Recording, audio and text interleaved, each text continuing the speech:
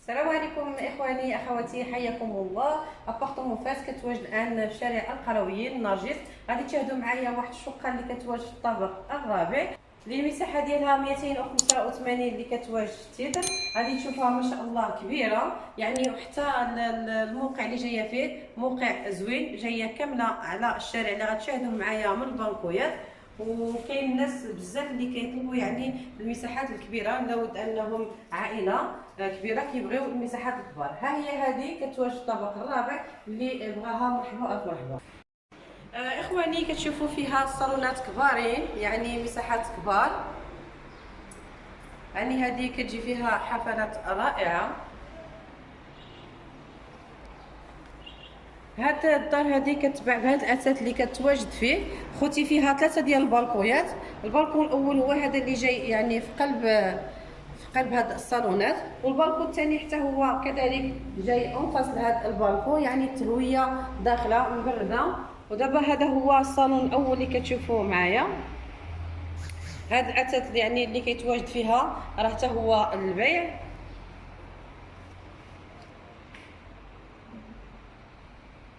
الدار كيف ما قلت لكم مزيونه وكبيره ومتسعه، فيها في صاله زوينه، فيها هنايا هاد الصالونات هنا الكبار، وكذلك فيها جوج ديال البيوت من الجهه الاخرى وبيت من الجهه الثانيه جهه الكوزينه اللي غتشاهدوهم معايا، وكذلك الحمامات. كتشوفوا في صالتها زوينه مبهجه، يعني ماشي شي وحده يعني اللي مغموقه. وكذلك هذا الشارع ديال بن علي اللي قدامهم، هذا تزيئات القرويين اللي في النرجس، قريبه لذاك المدار الكبير اللي معروف بالنرجس. هنايا كيف كتشوفوا معايا هذا الديزاين، هذا جاي بحاله بحال شيميني، عطيته هو جماليه للدار. وكذلك هنايا كاين سيجور خوتي، هو هذا اللي قبالتكم.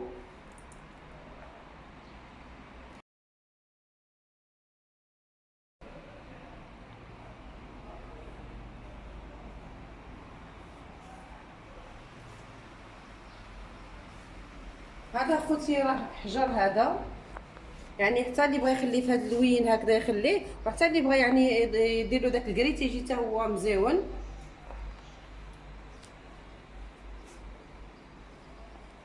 هانتوما دابا شفتوا معايا الصالونات كي دايرين، يعني فيها سراج ثلاثه كبار، وزائد البانكويات اللي جوج اللي واخدين يعني جايين على الشارع. هادو هنايا جايين بحال بلاكارات مزيونين، عاطين منظر زوين وحتى ديكورات زوينين وبلي سبوت خوتي فيه. اذا شفتوا هاد الشقه هذه كتلعب شويه حتى هي على الارتيزانه. تتشوفوا معايا هذا بيت النعاس. بيت النعاس خوتي اللي فيه بلاكار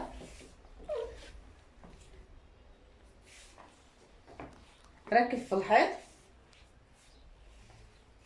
يعني فيها واحد اللمسه مراكشيه هاد الدار هذه.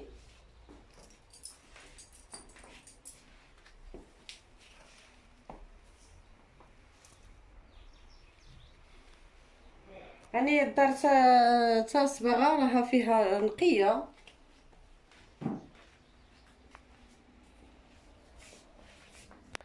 كيف ما قلت لكم في بدايه الفيديو ان هاد الدار هذه كتباع بالفراش ديالها، يعني بكل ما كيتواجد من هاد الاثاث اللي موضوع داخل هاد الشقه هذه. وكيف ما قلت لكم ان اللمسه فيها لمسه مرشيه.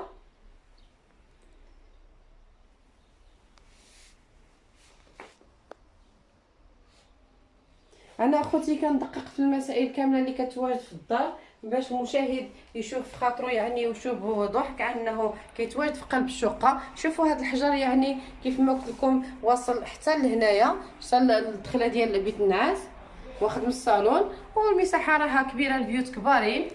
هذه عاوتاني اخرى بيت النعاس هذا حتى هو كتشوفوه معايا. اللي عنده هذا البيت عنده الاطلاله جايه على دخيل هذا الباب منين دخلنا. يعني هذه راه جوج فراسات، جوج ديال الفراسات، وزايده عاوتاني اوبوزي، يعني كتشوفها كتشوف من دو فاساد اوبوزي. شوفوا لي دو فاساد اوبوزي. عندها دخله كتشوف الواجهه ديال الباب والجرده اللي غادي تشوفوها من جهه الكوزينه، وعندها الشوفه عاوتاني كتجي من الجهه ديال الشارع ديال بن علي، وكذلك الشارع ديال الجهه ديال القرويين اللي كيتواجدوا في النرجس، حيت كاين قرويين في طريق عين شفاف. هذه النرجس ديال سمحوا لي القرويين ديال النرجس. غادي نمشي نشوفوا الجهه الاخرى. يعني جايين هاد الصالونات اللي قلت لكم انهم كبارين، جايين قاسمين، جايه جهه فيها بيت وكوزينه والجهه الاخرى فيها جوج ديال البيوت.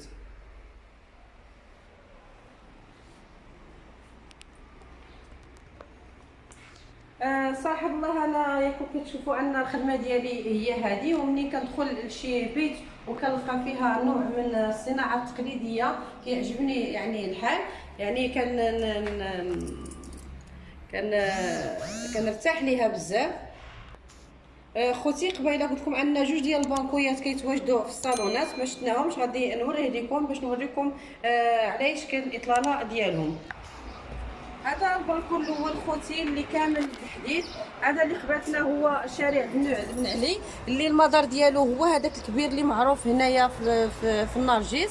وكذلك هذه هي جزيئه القرويين، غادي نوريها لكم عاوتاني من الجهه الثانيه ديال البالكون وشارع القرويين. ونزيدكم علما ان هاد النرجس هذه اي حاجه كيتواجد فيها، يعني كل ما كاين مدارس، كاين مقاهي، كاين كل شيء فيها. كاين ترونسبور بالنسبه للطاكسيات كبار، طاكسيات صغار، لي طوبيسات، كلشي موجود فيها. هذا هو شارع القرويين، هو هذا. غادي نمشيو نشوفوا خوتي الجهه الثانيه اللي قلت لكم.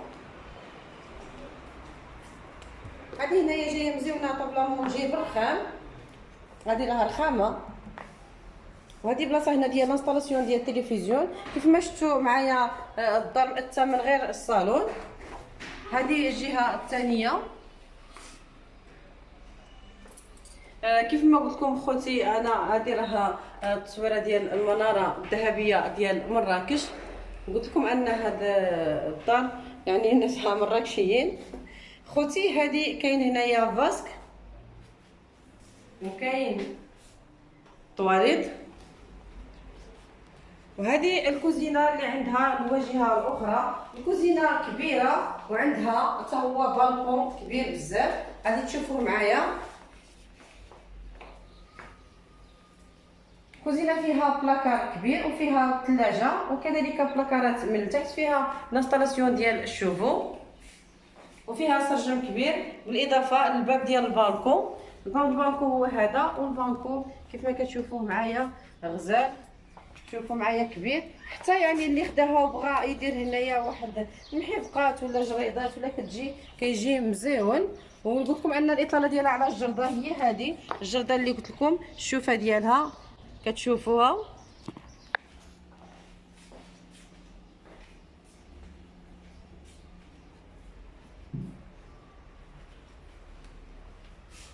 هذا خوتي الحمام قبل ما نشوفوا البيت. هذا الحمام اللي فيه طواليت وكذلك لافابو، وكاين الدوش.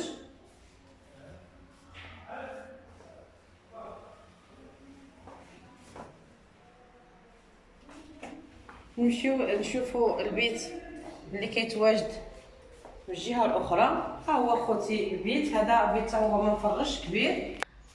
كيف ما شاهدتوا معايا خوتي هاد الدار هذه اللي قلت لكم انها كبيره وكتواجد في الطابق الرابع، 285 متر اللي كيتواجد في التيتر، يعني على 300 كبيره. اللي بغى يجي يشوفها خوتي مرحبا الف مرحبا. اتصلوا بيا، اتصل بالسيده. وكيف ما كتشوفوا دائما قناه ابارتمون فاس كتبغي تجيب لكم الاحسن والافضل، والثمن ديالها خوتي هو 110 مليون قابله للنقاش. خوتي ما تنساونيش باللايكات ديالكم، وكذلك تبارطاجيو مع الناس ومع العائله. والناس اللي شاهدوني اول مره تنتمنى انهم يضغطوا على زر صابوني وزر الجرس ليصلهم الجديد. اخواني اخواتي حياكم الله، والسلام عليكم ورحمه الله تعالى وبركاته.